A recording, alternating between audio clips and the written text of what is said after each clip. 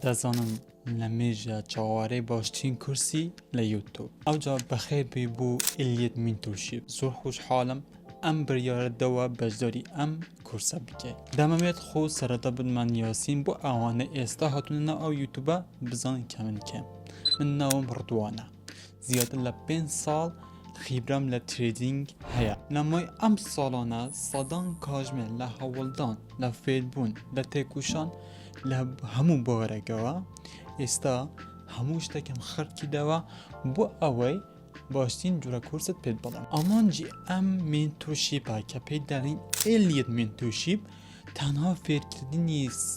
ستراتیژی و شت نییە جمال. یعنی مەبەستم زانست و شت نییە، بەڵکو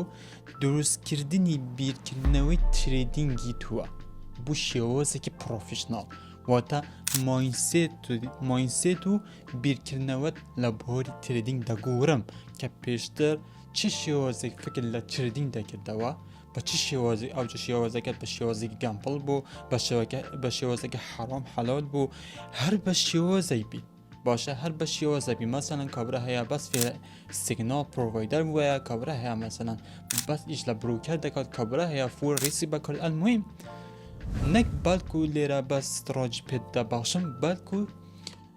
بیرکردنەوەیش دەتگۆڕم سەبارە بە ترێدینگی. ئامانجی ئەم منتورشیپە چییە؟ مارکێت بە شێوازێکی پرۆفیشناڵ لی دەزانی وەکو پێشتر نابی، بە شێوازێکی پرۆفیشناڵتر دەبی، بە شێوازێکی پێشکەوتر دەبی. هەندێکە بابەتێکی سڵاوانی کۆنسپتە ICT هەر بابەتێکی ستراتیژی ئەمن دەزانم باسی دەکەم و هەمان شێوە پلانی تایبەتی خۆت هەبی، نەک کابرای بی ترێدەرای بی کە بەپێ پلان بی. فێرت دەکەم کو پلانەکانی درای بخی و بە جوانی ترید بگەیت. بە هەمان شێوە شتێک لە هەمووان گرنگتر کە ئەوش پێداڵین ڕیسک مانیجمنت بە شێوازێکی پرۆفیشناڵ ڕیسک مانیجمنتت فێر دەکەم کە وەکو هەموو کەسێک ناڵێم تەنها 100 بکە ریسک بەهات ترێدەی نەخێر، بەلکو بە شێوازێکی پرۆفیشناڵ پێداڵم کە چۆن ریسک مانیجمنتی بەکاربێنی. بە هەمان شێوە کو بتوانی ئەو هەست و سوزت هەیە لە کاتی ترێدینگدا، ئەوجا سترێس بیت، ترس بیت، هەر شتێک بیت، هەوڵ دەدەم وەلێ بکەم کە ئەو هەست و سوزە نەمینیت، واتە کەسێک بی سەربەخۆ بیت، واتە کەسێک بی کە بەڕاستی بە هەست ببینی. بە هەمان شێوە وەلێ دەکەم کو ئامادە ببیت بۆ ئەوەی فەندت ئەکاون بە دەست بینی بە ئاسانترین ڕێگا کە ئەو مایسێتم فێرت دەکەم کە کو شیام چەندەهان ئەکاون پاس بکەم و چەندەهان پەیات بکەم لە پرۆفیل جیهازەکان. لە ئەم مێتوشیبەدا چی فێر دەبی؟ لەم مێتوشیبەدا لەوانە ئەنگو بزانن کە ئەمن بە شێوازێکی هەرەمەکی کورس ناڵم کە بە شێوازێک کورس بڵم کە پرسیار لەسرە دروست دەبین، بەڵکو لێرە بە شێوازێک کورس دەڵم هەنگاو بە هەنگاو. یعنی کەمترین شت کە باسنترین شت بی لەوانە بزانی ژاوشتە بەڵام دەڵێمەوە، چونکە لێرەدا شتێک دەڵێم کە پرسیار لەسرە دروست نەبی، واتە بە شێوازێکی کۆڵ دەچینە ناو بابەتەکەدا، بە شێوازێک نەوەی بەڵکو بەس سەرە بابەتەکان پێت بڵم نەخەن، بەڵکو دەچینە ناو نەوەڕکەکە، واتە شێوازێکی زۆر ئەکاونتەمی فێرت دەکەم کە هیچ پێویست بە کورسێکی دی نەبیتەوە. ئەوجا بابەتەکانی ئەم کورسش وەکو دەزان ئەمن کە تریدەرێکی سڵمانی کورسێ بدەم، ئەوجا ئەو ستراتیژیە کە من دەزانم وەکو سڵمانی کونسپت ICT فاندامنتال بە هەمان شێوە ئەو شێوازە ئەمن ترید دەکەم. هەندێک لەوانە ستراتیژی پێت دەڵم کە گەردە نەمن بە سڵمانی کونسپت ICT، بەڵام ئەوانش بە تو دەڵم بە جوانی، واتە لێرەدا هەشتێک ئەم بزانم بە ئێوە دەبەخشم و بە فری ئەتوش دەتوانی ئیسفادە بکەی بۆ هەمیشە. ئەمن لێرە نیمە پێت بڵم سەرەتەکان بڕۆ دیمو بەکاربینە، چونکە زۆربەت تریدەرەکانی ئێستا هەوڵ دەدان ئەکاون لە دیمو بکەنەوە لە هەر بڕووکەڕی، بەڵام کاتێک ئەتوو ئەکاون لە دیمو دەکیەوە بەڕاستی گەورەترین هەڵا دەکەیت، گەورەترین هەڵا، چونکە ئەم ئەکاونتە دیمووە لەوانە دیپوزەتەکە 10 دەفتەر 20 دەفتەر 1 میلیۆن دلار بیت. کاتێک ترید دەکەی هەستە سوزن نییە، واتە بە شێوازێکی خەیاڵینی لۆت لێدەی، بە شێوازێک لۆ لێدەی، واتە بە خۆت باوەڕ ناکە ئەو قازنجە کو دێت، واتە وەلێ دەکات کە تەمەعیت بگیری، وەلێ دەکات کە فکر لەوە بکەوە کە ترێدینگ بە شێوازێکە بوو دەوڵەمەند بوون، بەڵکو بەڕاستی بەم شێوازە نیە، بەڵکوش ئیشەکە بەڕاستی چەندان ساڵ سفر دەکاتەوە، واتە دەوڵەمەند نابی، واتە فەقیر دەبی. بەڵام ئەمن لێرەمە بۆ ئەوەی کە باشترین ڕێگا پێت ببەخشم کە فکر نەکەوە ترێدین بە شێوەزێکی دەوڵەمەند بوونە کە فکر نەکەوە ڕۆژێک دێت ئەو هەموو پارە لە دەست بدەیت واتە شێوازی ڕەخستنەکە پێ نیشان دەدام کە زۆر بە جوانی لە ترێدین تێبگەیت و بە ئاسانترین ڕێک بچەنە ئەم بازاڕەدا. وەکو گوتم گرنگترین شت تکایە بیرت بێت، تکایە هەموو کات بیرت بێت ترێدین ڕێگای دەوڵەمەند بوونی خێران نییە. واتە ئەوە تو پێ دەوڵەمەند ناوی بڵێم لەوەنە پێ دەوڵەمەند بی بەڵام بە شێوازێکی خێرا نەخەن مستەحیلە. واتە شێوازێک دەبێت بە وردی وانەکەم ببینی واتە دەبێت ڕاهەنا لەسەر بکەی ئەزمون ببەی نەخۆشی ببەی پێویست بە چەند ساڵێکە ئەوە نییە ئەتو بڵێ ترێدین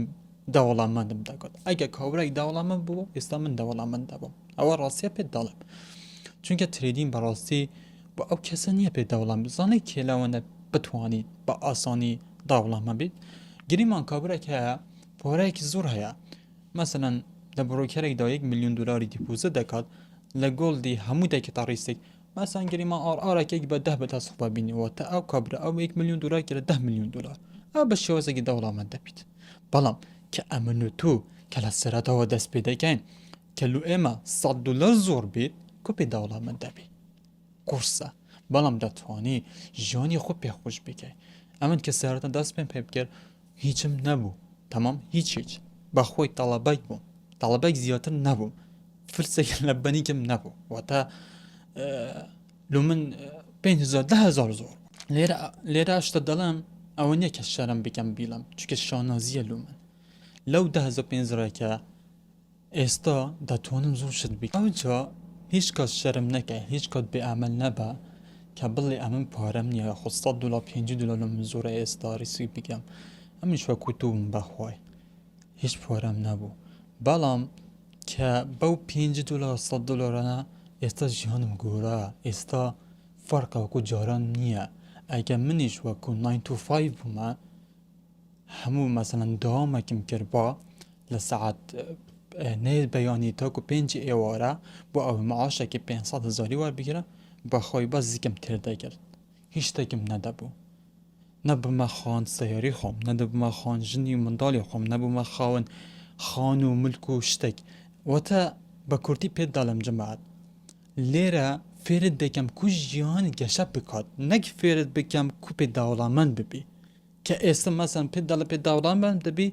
دەبیت ئەمن سەرەتا داوڵەمەند بم پاش تو داوڵەمەند بگەم. بەڵام بەخوای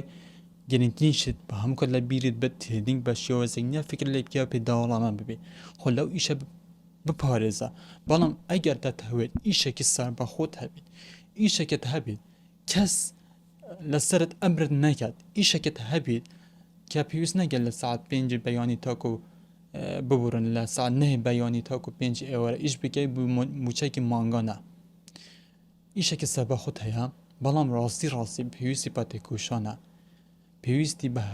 بە ئازاردانە بۆ ئەو کەسانەژم مەسەلەن گریمان تۆ خاون ئیشێکی لە جێک ئیش دەکەی ئاوجە حکومی بیت کەتی تایبە بیت هەشتێک بیت ئەتو ئیشێک دەکەی فکر بکەوە ئەو ئیشە بەجێ بلێ بۆ خاطر ترێدینگ گەورەترین حاڵات دەکەی چونکە سەبرت هەبیت ئەو ئیشەت ئێستات هەیە هەوڵ دە ئینڤێستین بکەلو ترێدینگ ئەو کاتە دەزانی کو بەرەف پێش بچی. بەڵام ئەتو بێ ئەو ئیشە واصل لێبینی ئەدی کو پۆرە بەدەستێنین بۆ ئەوەی ئیش لە ترێدینگە بکەیت چکە لێم لە ئەم ئیشە بەخۆی یعنی دەبیت لو 200 200 300 400 دلار سەرتان یعنی هیچ نەبیت واتە یعنی دەبینم ئەکۆندێک دەکەم بۆی 20 وەرەقە لەوانە کابرایك هەبیت ساڵێک پارە خڕ بکەیتە بۆ ئەو 20 وەرەقە. بەڵام ئیشی ئەم ترێدینگە ئەوهایە واتە پارەکی زەباڵەح دەڕوات ئاگەت لێ نییە هەست و سوزت بوونیە بە ئەو پارەکە کۆ خەرج دەکەی وەکو ئەوانیە مەسەلەن بچە خاڕنگەک لەوانە 20,000 بدەی پێت زۆر بیت 20,000 لە خانە بدەی. بەڵام کە دێت ترێدینگدا لەوانە بە فشەفە 100 دلار لە بڕۆکەرێک داخل بکەی هەستیش بوو نەبیت ئەوجا ئەم بازارە زۆر خەتەرە دەبیت زوو هوریە بن لەسەری. ئەمجا منیش لێرە جوانترین زانست فێر دەکەم بەڕاستی وا لێ دەکەم پێویست بە هیچ شتێک نەبیت بەخۆی دەکەمە تاپ 1 کوردستان کورس دەربارەی ترێدینگ فۆرێکس و شتەکان دەکەمە تاپ 1 بەمەشیار فێرت دەکەم کو پلانت هەبیت ڕێخستنت هەبیت ریسک مانجمنتت هەبیت ئینڤستینگت هەبیت هەر مایندسێتێک لەم مێشکێدا بێت بە تو دەبەخشە وعد بە هەموو کەسێک دەدەم بەڵام پێویستم بە سەپۆرتی ئێوەیە تکایە ئەم ڤیدیۆوە ئەو شتانە بۆ برادری خۆی ترێدەر شێر بکە سەبسکرایب بکەن چەناڵی من واتە هەوڵ بدەن ئەنگۆش یارمەتی من بدەن مادەم من شتێک بکردە ئەنگۆش یارمەتی من بدەن بۆ ئەوە بگەینە ئاستێکی بەرز لە کوردستان لێرەدا بەس ئەوە ئینترۆداکشنێک بوو بۆ ئەم جۆرە کورسە دواتر ڤیدیۆ داهاتووەکان سەبارەت بە زانستەکان دەبی دەست پێ دەکەین تاک و ئەخیر بۆ ئەوەی پرسیار دەکەن لە چه بابەتێک دەست پێ دەکەین لە بابەتی سمامانی کورسە سەرەتاکان دەست پێ دەکەین چونکە لەوانە هەندێک بزانن کە پێشتر زانستی سمامانی کورسە لە یوتیوبی هەم گوتیە